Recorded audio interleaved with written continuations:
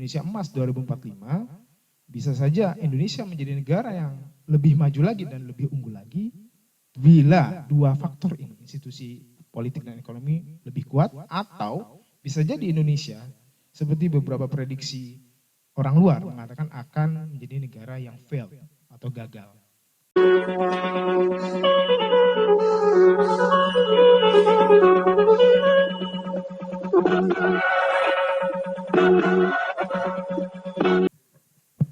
Bismillahirrahmanirrahim. Assalamualaikum warahmatullahi wabarakatuh. Salam hormat, tabi pun. Yang terhormat para narasumber dalam acara diskusi pada siang hari ini, dengan tidak saya sebutkan namanya satu persatu, saya mohon izin untuk ini ditodong ini sama moderator untuk memberikan analisis yang pertama pada mendengar apa yang disampaikan oleh moderator tadi tentang gambaran umum Indonesia ke depan, terutama dalam konteks Indonesia Emas 2045, tentu saja kita harus melihat beberapa hal, karena mengutip ini para narasumber.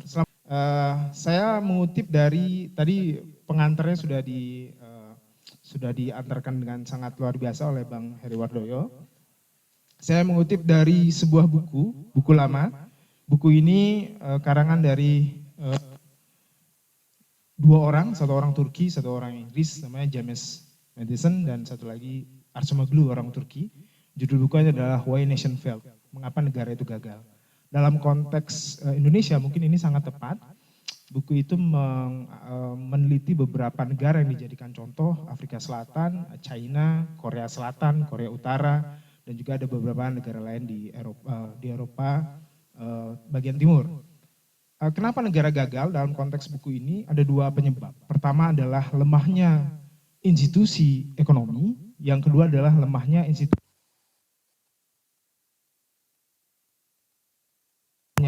ekonomi dan lemahnya institusi politik. Kenapa institusi politik lemah? Pertanyaannya seperti itu. Institusi politik lemah itu disebabkan karena tidak adanya transparansi dalam konteks politik. Kalau kita bicara politik, tentu saja muaranya adalah pemilihan kepala daerah, pemilihan presiden dan legislatif, yang sebentar lagi insya Allah akan kita laksanakan di tahun 2024. Nah, kalau bicara institusi politik, dalam konteks mengutip apa yang sudah dikatakan oleh Badan Pengawas Pemilu Republik Indonesia dalam beberapa tahun terakhir, ada 4 dimensi masalah. 4 dimensi dalam indeks. Dimensi sosial politik, dimensi peserta pemilu, dimensi penyelenggara pemilu, dan dimensi pemilih. Jadi ada 4 hal itu. Nah, ini bicara institusi politik. Nah, artinya Indonesia Emas 2045 kalau mengutip dari buku tadi itu harus penguatan dari institusi politik. Yang kedua, dalam buku itu juga dikatakan ada kelemahan sebuah negara. Mengapa itu gagal? Disebutkan bahwa karena lemahnya institusi ekonomi. Kalau kita bicara institusi ekonomi, artinya ada ekonomi makro, ada ekonomi mikro. Terus juga selanjutnya ada yang namanya penguasaan sumber daya ekonomi, itu dikuasai oleh negara atau dikuasai bukan oleh negara. Atau kalau misalnya kita bicara lebih lanjut lagi, apakah pribumi lebih banyak menguasai dibanding non pribumi? Apakah pribumi dalam arti kata di sini orang Indonesia, apakah lebih banyak menguasai ekonomi dibandingkan dengan orang di luar Indonesia? Saya tidak bicara etnis luar ya, tapi orang di luar Indonesia, baik berwarga negara apapun. Baik dia Cina, Turki, dan lain sebagainya. Dalam konteks institusi ekonomi, kelemahan yang dikatakan dalam buku itu, kelemahan di negara-negara yang gagal adalah tidak ada pembagian kue pembangunan yang adil dalam buku itu. Nah, maka mari kita mulai diskusi kita dari analisis terhadap dua institusi di Indonesia menuju Indonesia Emas 2045, institusi politik dan institusi ekonomi.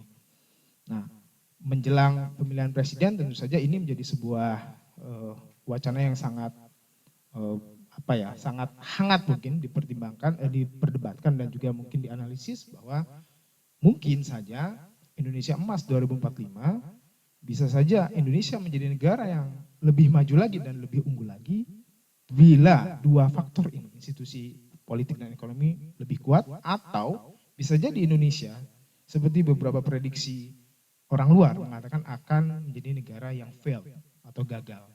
Karena tidak ada penguatan di institusi politik dan tidak ada penguatan di institusi ekonomi. Mungkin itu pengantar dari saya, Pak Heri Wardoyo. Mohon maaf jika tidak terlalu dalam, karena nanti kalau dalam selesai, nanti yang lain tidak bicara. Baik, terima kasih, mungkin itu. Saya akhiri, wabillahi taufiq wal hidayah. Wassalamualaikum warahmatullahi wabarakatuh. Ya.